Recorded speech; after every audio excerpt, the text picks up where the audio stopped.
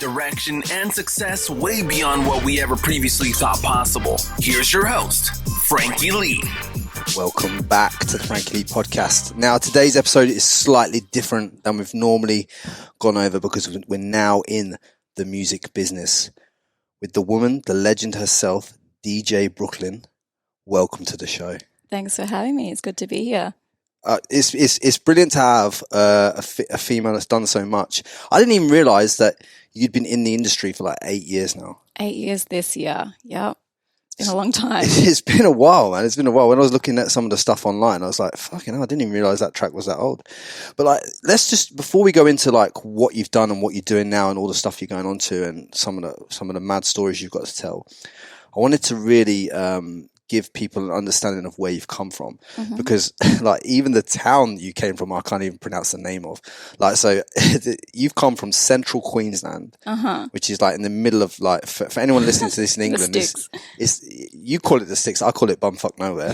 Like you've come from nowhere and you've started to, and obviously built a brand for yourself and built a name for yourself in the industry, and then obviously launched off the back of that.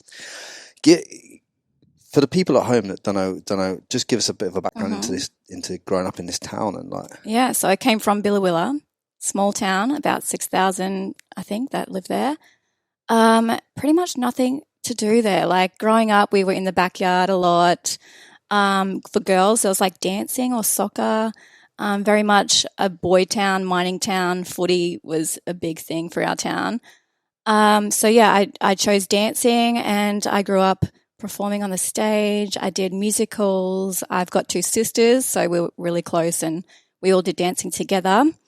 And yeah, pretty much did all my schooling there. And then year 12 came and I just wanted to get out of there because there's not much to do after school. You either become a hairdresser or a receptionist, and that's not what I wanted to do. So I packed my bags and moved to the Gold Coast with my older sister and haven't looked back really. So obviously, I think you said originally you came up here for like even schoolies, wasn't it? Yeah, so I did my schoolies week here, and I had the best week of my life. I loved it so much that it made me want to move here. So when you moved here, what were you originally doing like for work and stuff? My first job was in retail, so I worked at City Beach, and that was fun. Like I made a lot of friends through that. And I did a diploma in beauty therapy on the side while I was doing retail. And then I got into the beauty industry for a little bit.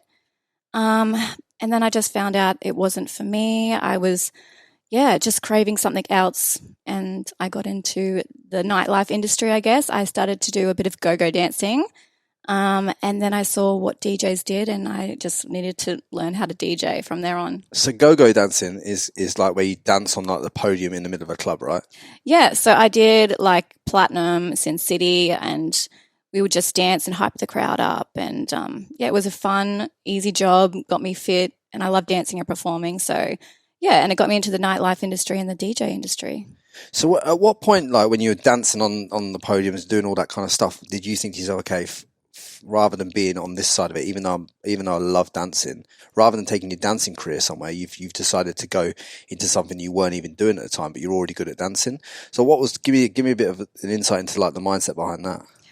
I think I was just fascinated by the music, the transitions into track after track, and just watching. I used to watch Chronic at Sin City, and he's a freak on the decks, and I don't know, I was just so intrigued, and I just thought I need to learn how to do this just for fun even. Like it's just something I was so interested in.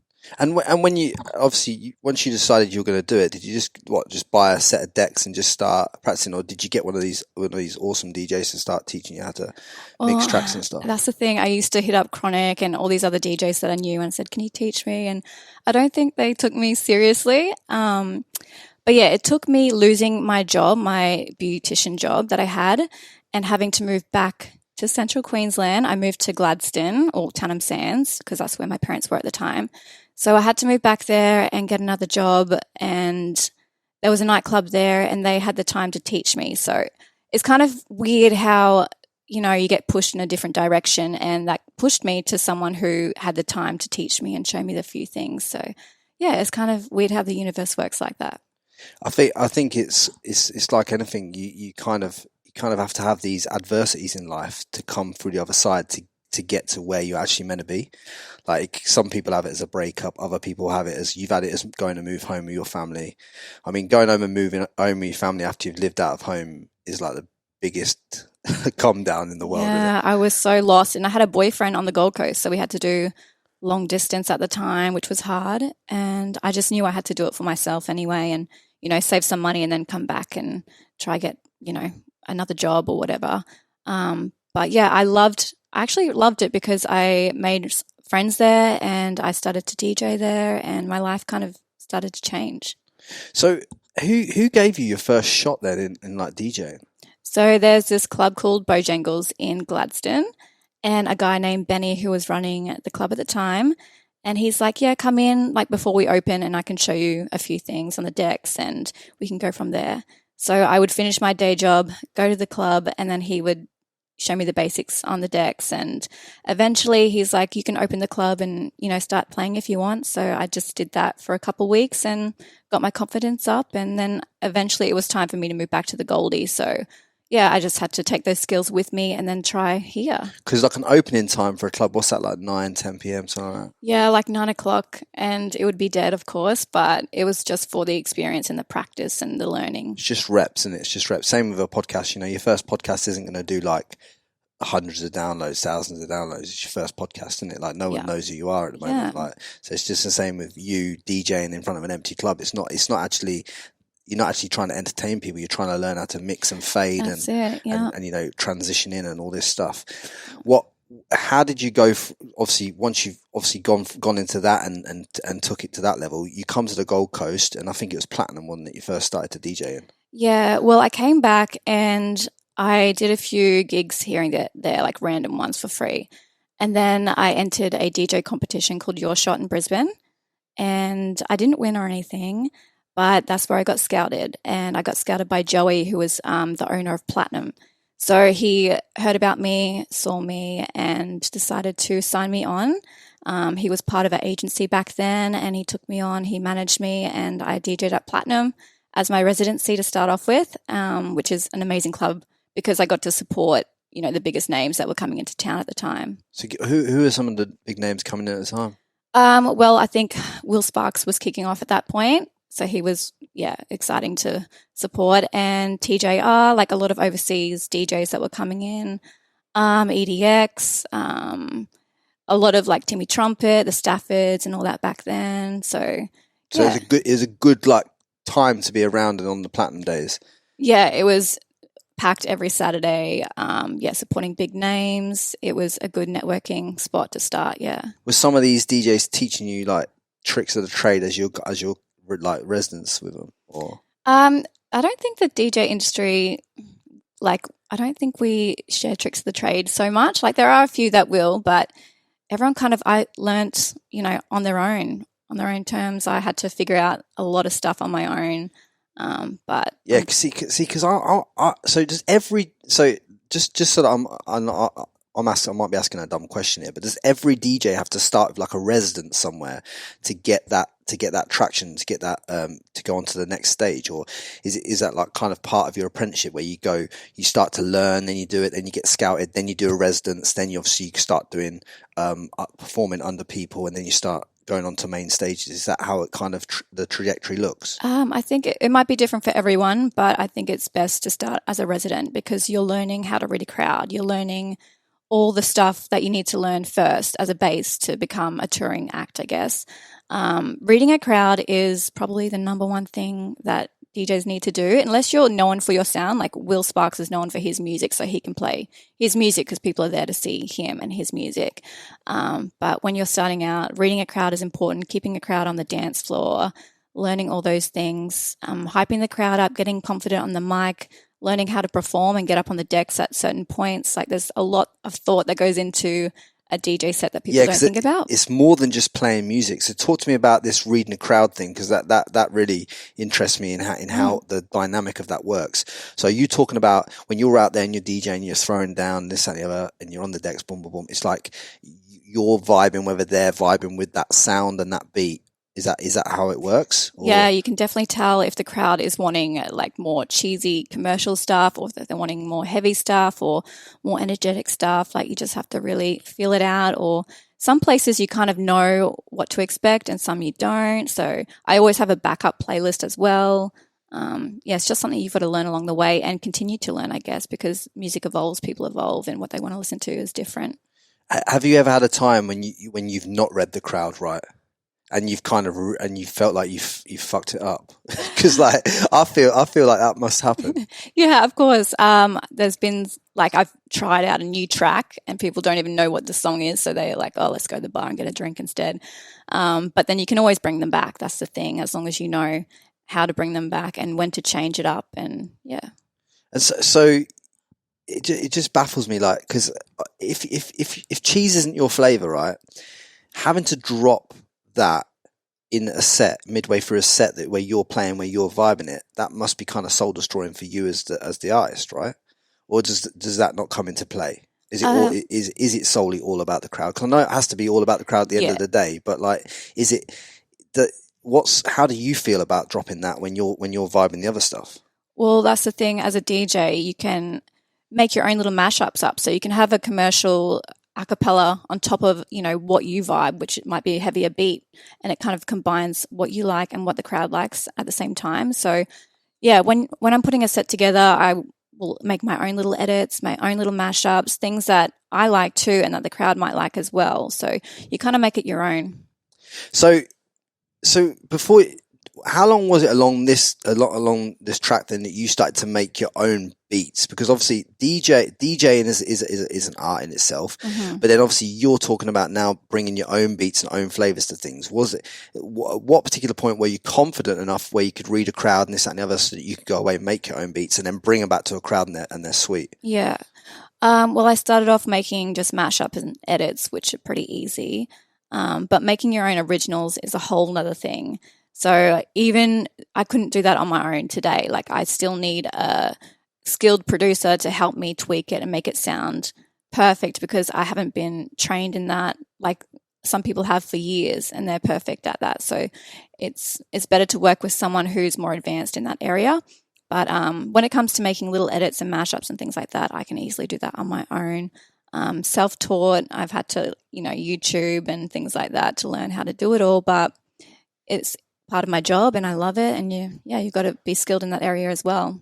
It literally is like so many different avenues you have to cover. You have to cover like being able to DJ, so the technical attributes of the DJ. Then you're talking about reading the crowd, and now you're talking about mixing flavors and doing mashups, and then you're talking about having someone who's more highly skilled than you to obviously mix up and throw down the beats.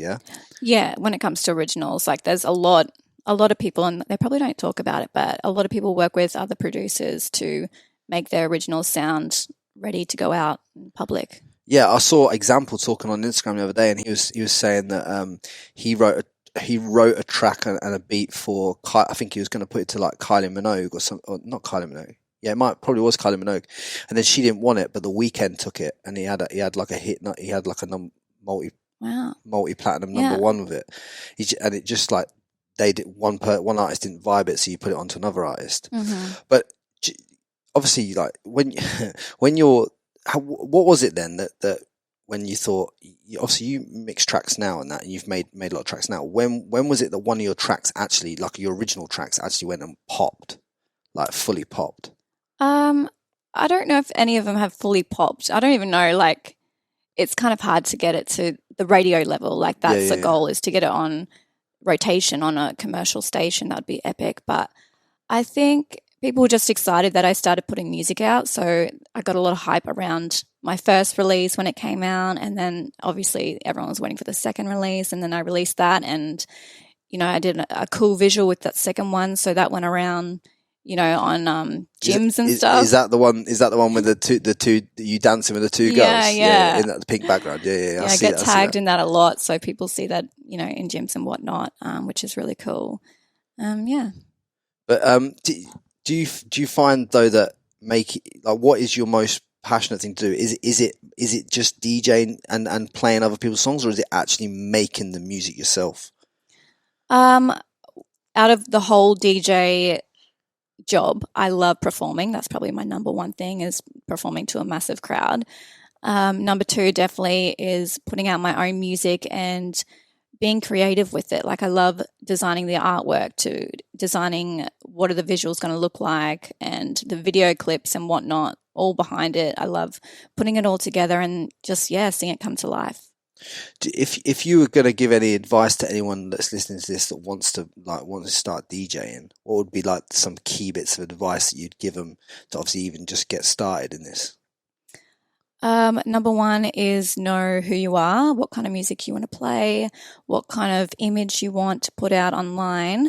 Networking is a massive thing. Like, it is a small industry when you think about it, our little DJ EDM community here. So networking is huge. I remember like sending off my mixes to promoters all over Australia and just saying, have a listen. If you like what you hear, then I'd love to come play at your club, even like for free. Like, I started off doing gigs for nothing. I think everyone it doesn't matter what you do. I think you start off doing things for nothing. Like, I remember when I started my business, like we were removing content for people for nothing. It's just kind of one of them things. It's one of them things that people don't, people say, they want to go from a job into doing something they're passionate about. It might be DJing, might be something else, but they're not, sometimes I don't find people are willing to do the free stuff to get the reps to be able to go and do and get paid like what you're getting paid now. Yeah, like, I think people look at me and some don't realize what I've done beforehand. They've just seen me take off and tour around the country now, but beforehand I was managing myself. I was organizing my own tours and doing them for free and booking my own flights and my own accommodation and figuring out what would people want to hear in this town and that town. But now, like, obviously I know when I've got people behind me helping me organize these tours, but yeah, doing it all yourself and for nothing, it's a big thing, but I love it. How long how many years or how many months did you do it for nothing before you started to get your first paid gig, and what was your first paid gig? Well, I was pretty lucky. I did maybe a year of doing gigs for free and managing myself. And then I did the Your Shot competition and got scouted. And then once Joey signed me, that's when I started actually getting paid for what I love to do. So it took me probably a good year of hustling hard, and I pretty much gave up my day job. I think I was working part-time, so I was really focusing on it for a full year before I got signed. I think, and that's another thing I wanted to draw attention to, the fact that you're willing to cut your short-term cash and short-term funding in order to go and chase what you're passionate about, which ultimately has led you to get paid what you get paid. But like, people have to be willing to kind of be able to do that, and some people just won't cut the cord. So credit to yourself for doing that. It is a scary thing, it is, but I'm obviously thankful for past me to taking that risk. Yeah, no, big up to yourself for doing that. But like, is it hard? Do you think it's harder, or do you think I want to ask this question because I think it's a question that needs to be asked, but like, as a good looking woman, right, is it easier to get into the industry or is it harder to get into the industry? I guess it's easy to get eyes on you at the start. Like, people are like, oh, who's this person? But it's harder to be taken seriously. Right. That is the biggest battle that I started out with. Looking back at my dress sense, I used to try, like, dress boyish to try and fit in. But I do like that style. I do like the baggy pants and the caps and all that. And yeah, just looking back, I was dressing really boyish back then to kind of fit in as well. Because you wear basketball shorts now. Yeah, no, I still like it, but I guess I'm more feminine in the way I dress. I don't know. You've kind of found yourself through your music as well. Yeah. So yeah, it's very much a boys' club, and I remember my first few gigs, I would have male, I don't know if they were DJs or whatnot, but they would just stand over, like, next to me, watching every move I make to make sure that I was DJing, like trying to intimidate me. Really? And yeah, like the pressure you get as a chick. Like, I used to get comments saying she can't DJ, she just, looks good up there, or blah, blah, blah. And it used to annoy me so much, but now not so much because obviously you've grown quite a big social following across the platforms as well. Like, is that something that's grown through DJing, or was that growing through your dancing and like some modeling stuff and from your podium stuff? Like, no, I think it was purely when my DJ career started that my socials started growing, which was really good. So people were following what I was doing and coming along with the journey. Yeah, no, it's good. It's good it takes so much to organically grow social platforms like what you've done, and take it to that next level. Do you talk to me about like the business element behind DJing then? So how do you make it a good business model that obviously can work and pay you for a long period? I mean, is it just simply a swap time for money play in terms of you do this gig, you get paid, or have you got other things in place that allow you to get like trickle down revenue and stuff like that, like in terms of like royalties and stuff like that? Yeah, I make most of my money, I guess, from touring. So like I started off with, doing it free, and then I was signed with an agency. So I was lucky that they get to, decide my rate and stuff at the start. And I had a manager, so he kind of took over all the business side. But then once we parted ways, I had to take on that role, and I got to set my rate of what I thought I was worth. And I got to say yes and no to shows, and yeah, it was kind of good taking over the business side of things. Did it intimidate you at the start to kind of put a rate around the value of yourself? Because I find a lot of people struggle with this. Yeah, it was really hard. I guess my manager beforehand already kind of set a rate, but yeah, just also being a boss on your own, especially being a chick, in the industry, I didn't want to come across as a diva as well. So I wanted to come across more as a business decision-making person. But yeah, it's always tricky when you're trying to set your rate. But if the venue and the events are okay with that, then yeah, it shows that that's what you're worth as well. Yeah, but say you'd been running a rate for like 12 months. Yeah, how often do you put your rate up? And because obviously your worth goes up the more shows that you do, right? And the more experience you get on the board. Now I know we're in a bit of a difficult time at the moment with COVID and everything going on. I mean, you were touring Asia and all this other stuff, but like, when do you set a check in with yourself to say, okay, right, I've got to evaluate what my rate is now, like, or how do you do it? Yeah, every now and then you got to assess what you've done in the past year.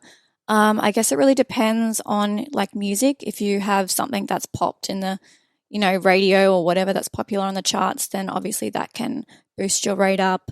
If you've played the big festivals, that can boost your rate up. Like certain things. What do they class as a big festival? I guess if you've played like, Creamfields, Tomorrowland, they're the big ones. Yeah, I'd say those ones because Australia doesn't really have that many big festivals these days. Have you done the big festivals in the UK? I've done one. I've done Creamfields in the UK. I think it was 2016. It was so much fun. Yeah. So good. See, when I go to festivals in Australia, I've got to be honest with you, it's just not... The same? Nah, I just can't. I can't. I went to that Send It Festival. Obviously, you were playing there, right? So I saw you play. But the crowd, I'm like looking around the crowd and I'm thinking, I just don't get... There's just not one type of person. There's like lots of different... It's just so many variables there, and I just wasn't used to it. I was like, I just couldn't figure out. It just didn't sit right with me. It just was something weird about it. I can't explain it to you. Like it just didn't. It just not. I know it's not even a big festival, but like considering we're going through COVID and that, it's big enough. It's a few thousand people there. It's good. It's good for people like you to get out to perform. But you talk about Creamfields, the vibe. You cannot describe the feeling of euphoria that you get when you're at a festival like that. Creamfields, V-Fest, Glastonbury. Like, do you know what I mean? Like, yeah, we used to have like Stereosonic and Future Music here, and they were huge. Like they had a couple stages, and thousands of people would come, but they all died out, and now we don't really have many festivals here, which is really sad. So is that what led you? So when did you start going over like? When did you start touring the world with DJing? Because I think we need to pull it back a bit because obviously I've missed that part. So how far into your career did you start to tour then? Like in terms of like go out of Australia? So within my first year of being signed to an agency, I got a gig in Singapore and Jakarta. So that was my first overseas shows. I took my older sister with me because they were paying for a tour manager for those shows. And we went over together, and it was, really exciting to be in a different country. And I was kind of scared about what music to play, but they loved, what was popular at the time. And so that was my first overseas show. And pretty much since then, I've been going to Asia frequently, besides now. Because you played for Beckham in Asia, didn't you? Yeah, so he was launching his whiskey over there, and I didn't even know Beckham had a whiskey, to be yeah, fair. he does. I thought I was Doesn't just taste that good. Nah? You're shooting him. I can't believe, of all the men you're shooting down, you're shooting down Beckham on the podcast. No, honestly, I didn't even know if I was going to get to meet him. But Did you? I got to meet him. Yeah, he's like, come over and have a drink with us. So Yeah. me and my tour manager, who's my agent, we went over and had a drink with him and his crew that he had there, and he was so lovely. He was so nice. What you reckon? You rating him? Oh, I rate him highly. Yeah, very lovely. Like, good looking lad. Oh, definitely. Good looking lad. Shout out to all the English boys out there. Go on, son. So yeah, I got to drink with him, and then he's like, "We're going back to our hotel. There's a bar downstairs if you guys want to come have, drinks there." And we're like, "Hell yeah!" So yeah, we walked out, and you should have seen the paparazzi in the crowd that was outside this venue. It's mental. So I can only imagine what it's like for him in LA or wherever he is now. Yeah. He's in Miami right now. He owns a football club called Inter Miami. He set up a new franchise out there. Okay. Yeah, so it was mental. And then we went to his hotel and had drinks with his crew, and I got to talk to him. Did you meet his sons and that, like Romeo and all that? No, they weren't there. It was just him and his like best mate, who was a soccer player too, but I wouldn't know his name. I'm not Paul really. Scholes? I don't know. I couldn't tell you. So when was it? What year was this? Was it 2015? 2015. Yeah, maybe. I'm trying to think who that might have been. But yeah, probably one of the probably one of the Spanish players, something like that. But who else? Who's like the biggest like diva that you've met on the scene? To be honest, everyone's quite nice. Come on, Brooke. I'm not going to drop diva names, but come on. I will say, like, this is one thing that is not good. Like, this is a tip for anyone starting out, is to just stay humble, because people talk and people will know if you're being a diva or, you have a bit of ego. So what's classed as being a diva and an ego? Because some people can take certain things as ego and being a diva that aren't really that way, if you know what I mean. Yeah, it is a fine line between, fighting for what, you believe you deserve and, being a diva. I don't know, I guess when you got to respect everyone at what level they're at. Like, some people think they're bigger than, someone else when really they're not, and they try and be higher on the bill or get a better set time, and they just haven't worked as hard or earned that spot compared to someone else. But isn't it? I mean, if I was going to be a competitive DJ, right?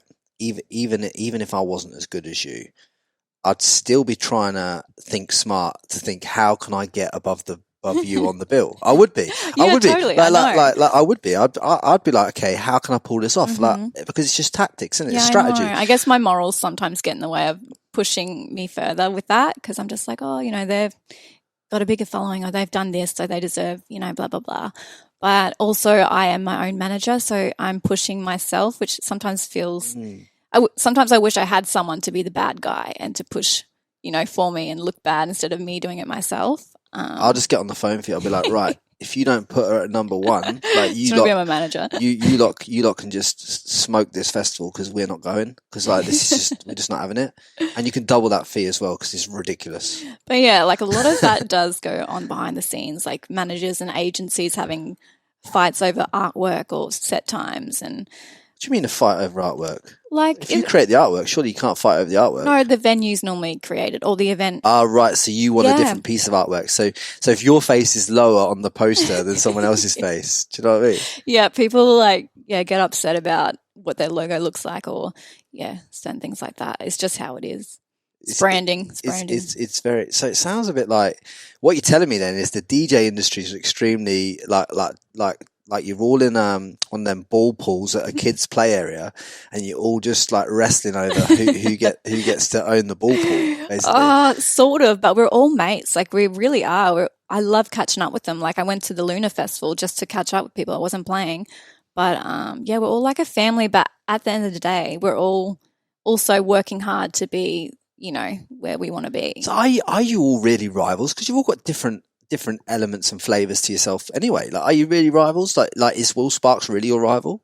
No, like, we're all in our different lane, and that's how I like to see it. But when it comes to, I guess, like festivals and things where we're all kind of on the one show, that's kind of when these things kind of come out.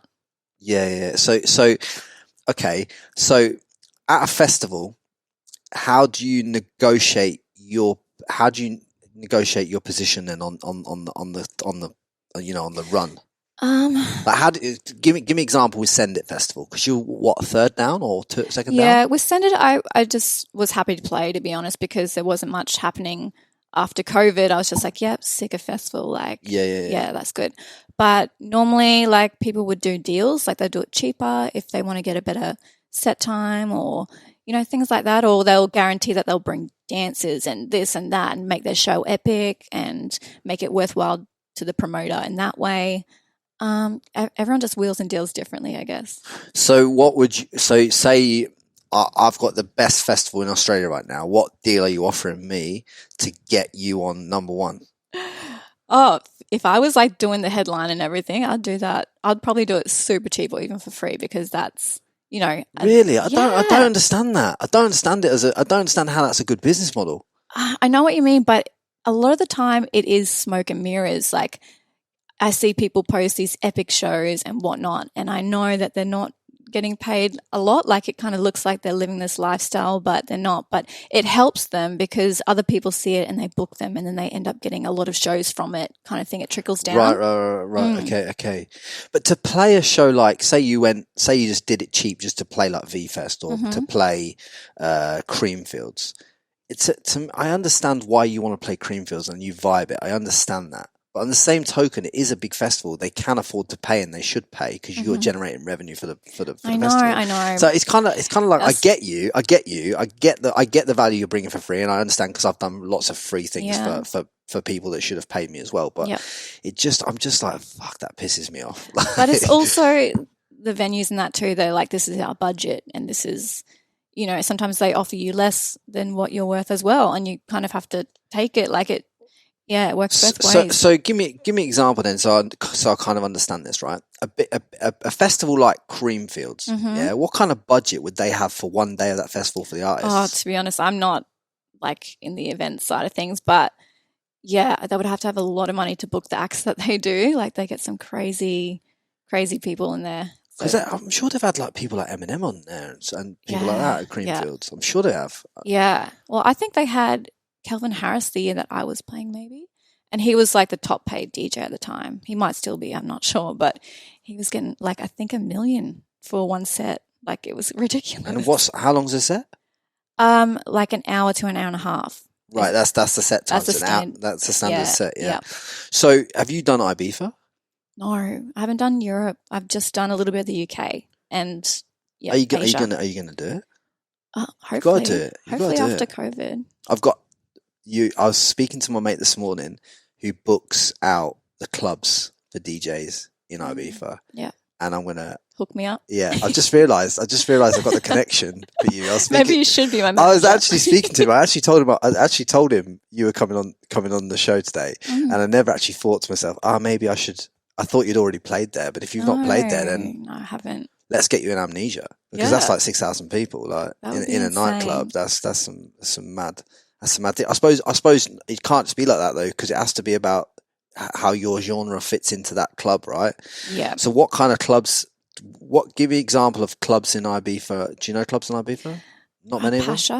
Pasha, right? I played Pasha when it was in Sydney. Right. Okay. See, that's the kind of vibe that you're. That kind of thing. Yeah. That's good.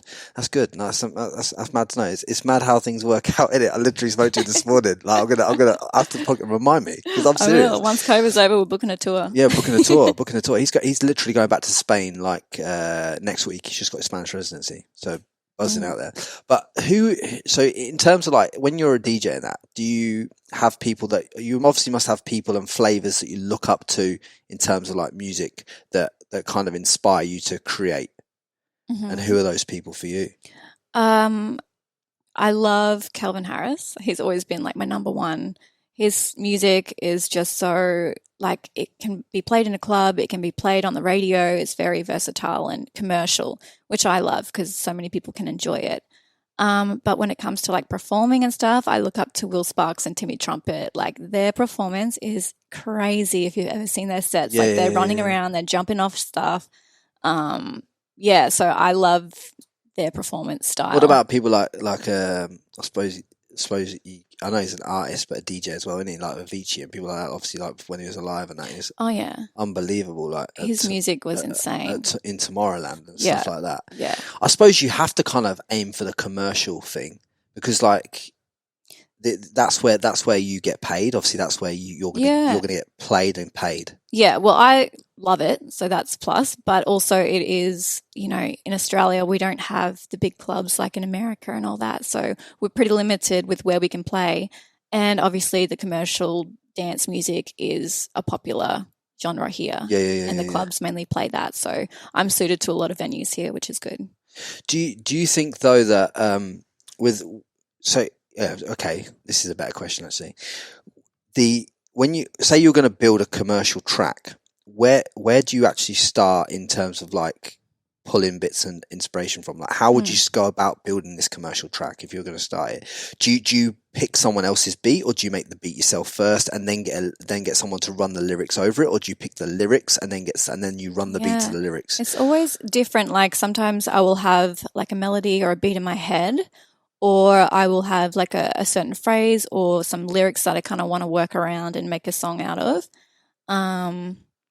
It just comes to you in different ways. Or like sometimes if I'm feeling in a certain moody way, I want to put that in, into a instrumental. See, what is it then? What is the kind of mood that really vibes? Because so I know we're talking about a different thing here, but like obviously with someone like Lewis Capaldi, right, as an artist, he pulls a lot of stuff away from like love and broken hearts and breaking up with his girl, right? So he uses that, and then he uses that energy to go write his songs and write his melodies and all that stuff. As an artist, where do you draw that from? Do you draw? Is it drawn from a breakup? Is it drawn from just things like random stuff? Or is it where are you drawing the energy from to build these beats out and to get this flavor? Yeah, well, mainly when I'm making music, coming from a dance background, it needs to be something that makes me want to get up and dance. So okay. I like something that's a bit uplifting, kind of got that, dance beat to it. And then when it comes to vocals on top, like for Better Before, I reached out to Rachel because I've heard her stuff and she's amazing. Constanzo, is that the one? Yeah. So I reached out to her and I sent her off the Better Before beat. And like the next day or day after, she sent me some lyrics and a bit of a, sample of what she's done, and it was perfect fit. So we went with that. So sometimes it's up to the, And she's a big deal, isn't she? Like she's booming. So she's got a couple tracks under her belt, which are epic. But yeah, she's very creative. Like she came up with the lyrics, and she's an amazing singer, obviously. And yeah, we worked well together, and that's how that track came about. So they all just come about in different ways, I guess. But and you just all about the collabs. There's always got to be some vocalist here and someone's beat here and kind of mash it up in the middle. Yeah, I mean, I wish I could sing and then I could do all of that. But do you reckon? You know what? I reckon I'm going to ask your sister later I'm sure she'll send through some beats of you singing. Oh, I've tried recording myself, and I don't know. Like when you hear your own voice, I'm like, ugh. But not many DJs can dance like you can. Maybe like, not. You're pretty That's probably lit. my little edge. I did not realize you had them moves in your locker. Like I seriously didn't until I see that music video. I was like, okay, cool. She can move. Like you can move, girl. You can move. But like, do you ever think you'll ever go back to the dance element and what's your plans like after the DJ stuff? Like, well, actually, just last year or the year before, I was incorporating dance into my sets. So I had 2 dancers with me, and we worked on a few like dance routines to do while I was playing. So that was going to be part of my show, is like having choreo as well. But then COVID hit and I couldn't really do the tour that I wanted to last year. And now I'm just feeling out this year whether I can do that or not. But life after DJing is something that has been on my mind for ages. Because what age do you like retire from DJing as a woman? Like how many years is enough for you? Because like the late nights must. I mean, like not saying you are, but like after a while, the late nights must age people and start to slow people down. Yeah, I mean, I don't really stay out and party these days. I might stay back for one drink, but I guess I will stop DJing when I obviously either stop getting booked or when I start having a family. That could definitely put the brakes on touring, I guess. But have you thought about what life will be like and what kind of things you'll potentially do after that? Yeah, I've been thinking about that a lot because I'm such a passionate, driven person. I need to have my heart in whatever I do next. So if I start a business, I need to be, I need to love it for it to be successful, I guess. So Maybe a dance school then.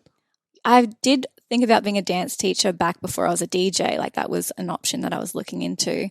Yeah, I love dancing. I'd love to be involved in the dance community somehow, I guess, but we'll see.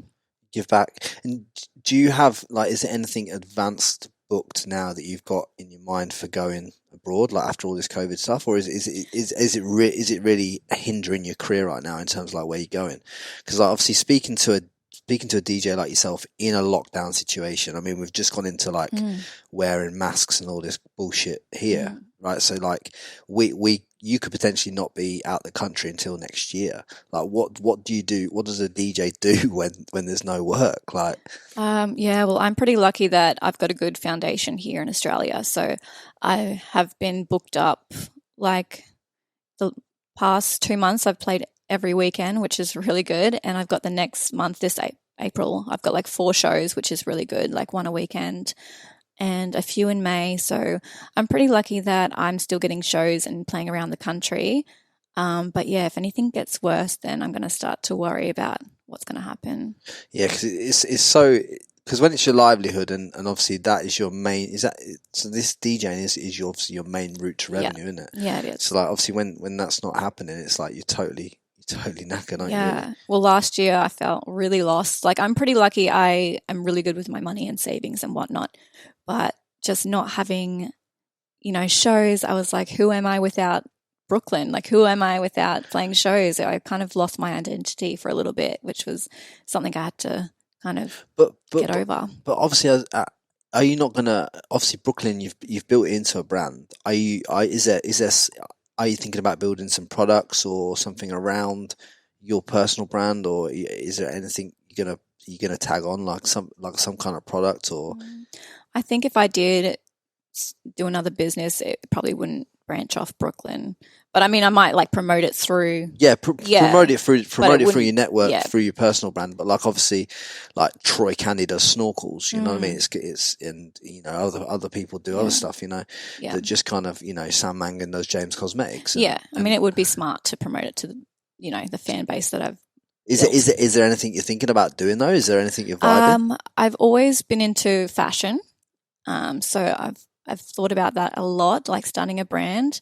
Are you talking about activewear, or are you talking about like? No, I thought streetwear because obviously my style is different. Like I wear boys' clothes sometimes, like I used to. This is boys' clothes? No, this isn't. This jumper isn't, but I do shop in the men's section sometimes. And I'm a petite person, like I'm pretty small. So I thought, some things I like, but they don't fit me that well. To make it more suitable for a petite girl maybe, but street style, boyish style. But yeah, since I've been getting into the gym, I've also been thinking, what should I do? Activewear? But I don't know. Well, talk me through some of your sponsors that you got on like Instagram and that, because you got like you vibe, you represent people like Culture Kings, don't you?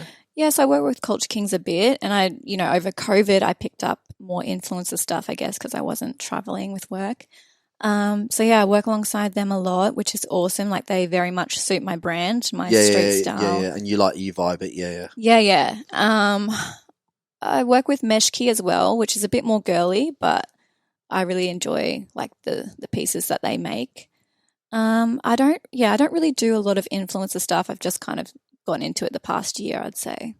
Yeah, I know that you're probably not keen on it, but it's a good revenue generator, especially when things have gone down. It's good to have. It's lucky that you've got these social media followings, because now you can do things like that. If you'd be totally toast if it was you just sold on DJing. But I don't want to be like you don't want to be the influencer. Yeah, that everyone's like, why is she promoting all this stuff now? Like, yeah. I mean, there's nothing worse than a woman on Instagram or a man for that matter, like either sex. But like if they promote like one teeth whitener this week and then another one next week, and then one bikini tomorrow and then another bikini the next day, and it's like there's no congruence in terms of what you're doing. Yeah, that's the thing. Like, I will only say yes to brands that I actually love and use and want to promote. So yeah, I mean, you ghosted this podcast for about how long?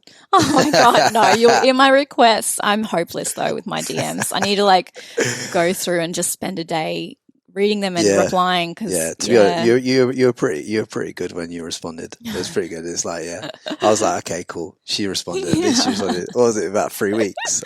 I was like, fair enough, you know. She's a busy woman. She's a busy woman. I am hopeless with the DMs though. Nah, it's all good. It's all good. I bet you get a lot of DMs. Let's talk about that. Yeah. Like, there's a lot of slide-ins in there. You get people that message you daily. And I'm just like, lads? why? You're on about lads? Yeah. Talk to me about some of these slide-ins that you've had on the DMs. Like you don't have to mention any names, but like give us a little bit of a background to how that looks, because I know that you women get like hounded on there. Yeah. Well, you can imagine the kind of DMs that someone would get, but a lot of, give us some samples. Can I take you out on a date? And I think that's as a first message. Yeah, like, how can I take you out on a date? How can I? Yeah. Well, that's just like straight away put him as like a low energy male, because like he's asking you how he can take you on a date. Like, what's he asking you how for? You should just assume authority. Yeah, but I think that's the worst way to try get my attention anyway. Like through a Instagram DM like that. I don't know. I sent you a voice message, didn't I? Yeah. That's different. I sent you a voice memo because I thought, at least you can hear I'm genuine. Like, still took me 3 weeks to get a response. Can I just say to you, but at least I got a response, all right? I didn't get totally blown out on the DMs, but it still took me 3 weeks. But lads, if you're sending text and you're asking us straight out, you ain't getting nowhere, so don't even bother. No, I don't even. Give us some samples of, like, come on, I want to hear some samples. I would have to probably go through my phone, but sometimes they're a bit creepy. Like, I don't know. What do they say? Sometimes I'm worried if they're going to show up to my show. I've had people, like a guy that was messaging me, and then he was standing on the side of the stage just filming my whole set. And I was just like, oh, like, I didn't know if that was weird or he was just being nice, That's not nice. That is definitely not nice. He's just a fan, a big fan. I don't know, but it's all right being a fan, but you shouldn't be messaging a woman when you're standing 5 meters from her. Like, yeah, and then like sending me all the videos they took. I'm just like, yeah, I've seen you standing there the whole hour just filming. I want you to tell us some of the actual content, like what they say. I just can't think right now, but like some are so like disgusting. I'm not going to repeat, but then others are just like, yeah, when can I take you on a date, sort of thing. But then obviously I get the nice ones that are like, you were so good tonight, like the fans and. That appreciate, my performance and that. Let me ask you a question then. Right, lads that have slid into DMs. You ever been out with one? What were the ones that got to take you out? No, I've no one that slid into my Instagram DMs or like Facebook even, because I don't even take it seriously, and I don't know, because I'm my Instagram is Brooklyn, like it's only a small part of me, so they're only seeing. Yeah. They're only seeing. They're not meeting the woman, are they? They're meeting the alter ego of the DJ Brooklyn. Yeah, do you know what I mean? So I don't even reply or like even open those ones. So it's the worst way to get my attention if anyone's trying to get it. Yeah, so maybe like if you see her out in the gym, maybe actually grow a set of balls and go and say hello. You know? Like the old-fashioned way. Just come say hi, be nice. Yeah, don't send her a voice note. Definitely don't send her a voice.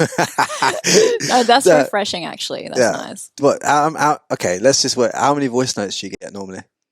Not many. No one really does that. I know. That's why I do that. Because otherwise people can't hear it. Like you could say, if I sent you a message off the bat without knowing you, I just think it looks a bit like creepy. Do you know what I mean? Like not creepy, even though like my message is just about the podcast and about getting you coming and you telling your story. It's different. It's a different angle. I know that, but like, you can't say you got like 50 requests to do a podcast, but someone's done a voice note and they've actually like know about you and they've actually put a bit of effort into it. I just think it shows more more courtesy towards that person than if you just send them what looks like a templated text. I don't like that, because you get them all the time, don't you? You them templated text, you're just like fuck off. You know what I mean? Like you don't know me, mate.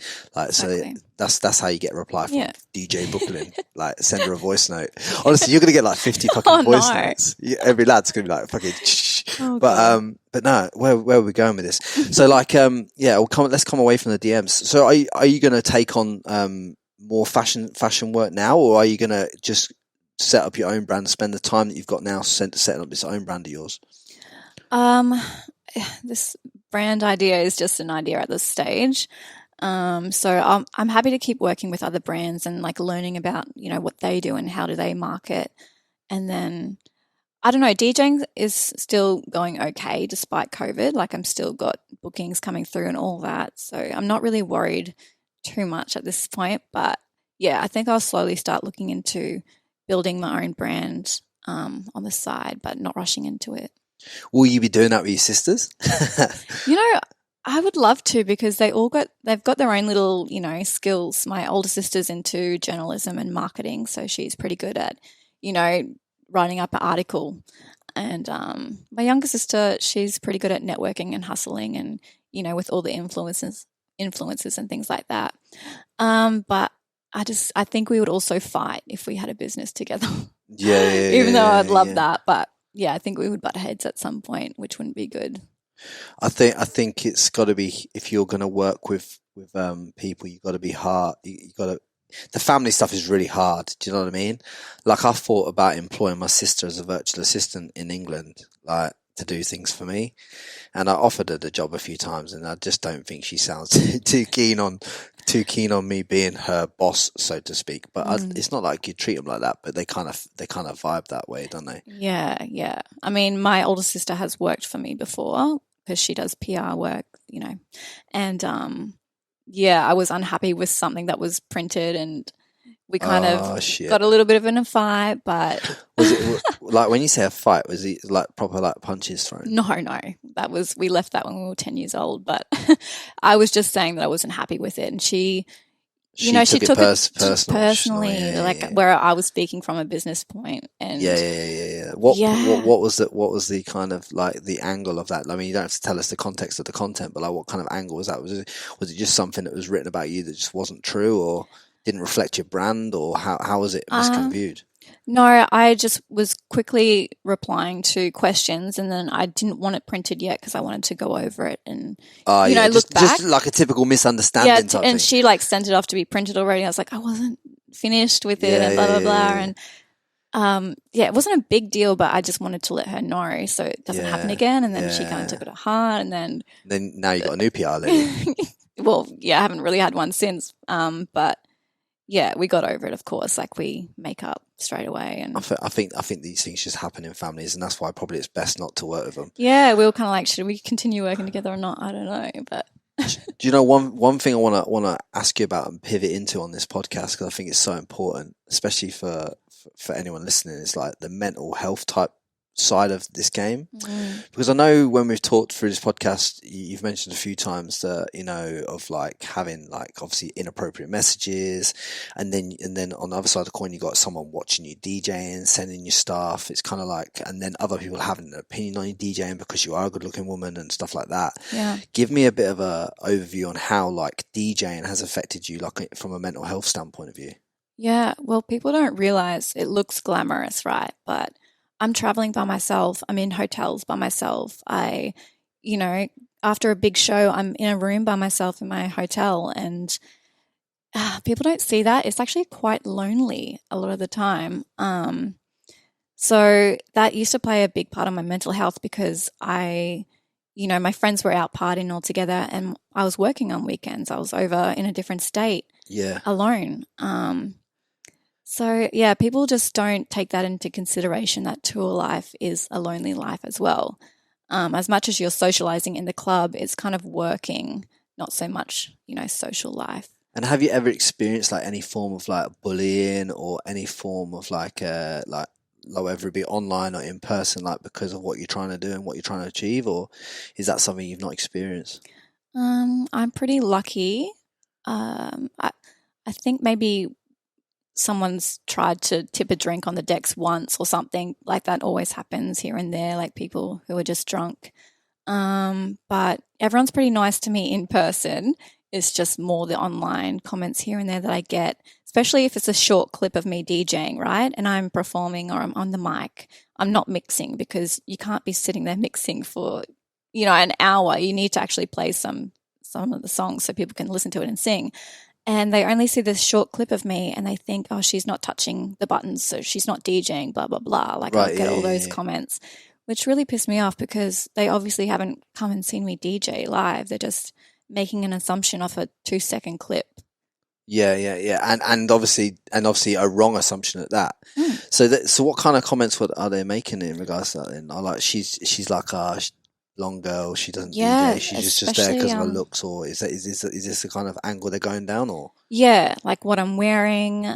I'll get comments like, oh, she's up there because she's wearing this or that, which annoys me as well because I see male DJs, like they get so sweaty and hot that they'll take their shirt off and keep DJing. But like if I'm wearing a kind of a crop toppy thing, then I'll get a comment saying, oh, she's not really wearing much clothes. That's why she got booked or something. It's crazy. But it is genuine. Under the lights, it's hot. Yeah, it gets so hot up there. Under the lights, it is hot. And you, like anyone, if you want to wear a crop top, you should wear a crop. It's no different from going down the beach in a bikini. Yeah. I mean, those comments don't affect me anymore. Like I wear what I want to wear now, but they definitely did at the start, I think, and that's why I used to dress, I guess, a bit more boyish, so I wouldn't get those comments. Like I used to wear like baggy tees all the time. And do you think then that you've picked up your like style as a kind of safety, as a safety blanket to how to protect yourself against these kind of comments? Then would you say, or is it something genuinely you love to wear? Have you ever thought about that? I did love to wear like the baggy tees and the sneakers and the caps and all that. I guess it's also part of an image and a brand. Like you definitely have to think about what you're gonna present yourself as an artist as part of the package. But I have evolved in my style. Obviously, I'm not so boyish these days. Yeah, because when I see you at the last festival clip that I see you on Instagram, you was wearing like I think it was a crop top and like basketball shorts. So I mix it up a bit with a bit of a girly top and boyish bottoms maybe, but but that kind of stuff is good because you can represent brands in that. You could represent a bikini brand and you can represent like a Culture Kings at the bottom. You know what I mean? It's like you can do a bit of that through the post. I mean, like. People thought also, not that I was a model, but if I did any modeling, they're just like, she's a DJ model. Like that was a big thing back then. Like when Paris Hilton started DJing, they're like, she's a model. Why is she DJing? Is Paris Hilton any good at DJing? I actually don't know. I've never seen her DJ. I hope she's good. Paris Hilton, I think, is more intelligent than what people give her credit for. Oh yeah, I think so too. At the end of the day, the girl's a billionaire in her own right. Without even talking about her family, what her family had done. No. She's a clever, like people give the Kardashian shit. Yeah, I'm not saying I vibe everything they do, but you can't take away from the fact that these women are worth a lot of money. So at the end of the day, if a woman's making a lot of money and she's doing her thing and she's enjoying it and she's living in her true self, why would you try and shoot her down? Is what I'm saying. Exactly. It says more about these people than it does about you as an artist. Yeah, and like to stay relevant for that many years. Like even me, 8 years, I'm like, wow, that's something to also be proud of because this industry, you're hot 1 minute and you're out the next, or you see so many like people come and go. Yeah. I'm pretty happy that I've stayed consistent. Yeah, I mean, I don't know, like how many more years you got planned. I mean, I know we've talked about that, but like, mate, is it like 4 or 5 years, or do you know what I mean? But like, eventually, I think obviously you probably want to settle down, have a boyfriend, all that stuff. Yeah, definitely. It's like when you're touring around the world, trying to have a relationship. Trying to have a relationship when you're trying to achieve big shit is fucking hard. Yeah, in my opinion, it is. I think I've struggled in the love life department for a while now. Fucking, you're telling me I am still struggling in the love life department because like it's just hard, isn't it? You've got touring. Like me, I got family in England. Like you want to go back and see your family every now and again. Like, and there's going to be like when you go away, it's like there's problems. It's just like like different lifestyles. It's a different lifestyle. So you have to find someone who's like on the same trajectory. It's got their own shit going on. Yeah, you know? That's it. Yeah, it's been tough, but it is what it is. It is. I just tell by your face that you're thinking about some bad experiences. Oh God, I'm just the worst at picking people, I think. Anyway. Yeah, I know, but I think that we all do that. We all do that. Like we can't punish ourselves for that at the end of the day. And we all learn from it. Yeah. We learned something from it. We've all learned the hard way. I've been smacked in the teeth a fair few times. I tell you, honestly, like you gotta see the funny side of it. You gotta see the funny side of it. But if there is any men listening to this podcast, what kind of man do you go for? Oh God, I don't even know these days. Just someone who's got their own shit going on. I guess that's a plus. Yeah. Humble, down to earth. That's a huge thing. Sends voice notes. Go for the. If you're going to send anything, send a voice note. Good sense of humor. That's a good thing. Yeah. Fucking. Well, there you go then, lads. And likes music. Lads, come on. Show if you're going to do anything with this podcast. Show. You know, if you're a listener to this podcast, you got to show some good DMs from this podcast. Do you know what I mean? But look, I suppose. Thank you very much for coming on here and dropping your knowledge and everything you've done. I'm buzzed. You've gone from central Queensland to dropping international beats and everything in between. And I think you're going to blow it up this year. I really hope that you get this fashion brand sorted out because I think I'm knowing your vibe in that, and I think you'll have your I reckon you'll have a dance studio one day. I've got convinced that would actually be really cool. I'd love that. But I'm gonna put a link to all your like SoundClouds and all this kind of stuff so people can hear your music and all that stuff in the bio of the podcast. But do you want to drop your socials so everyone can send you voice notes? Great, my DMs. DJ.Brooklyn on TikTok, Instagram, Snapchat.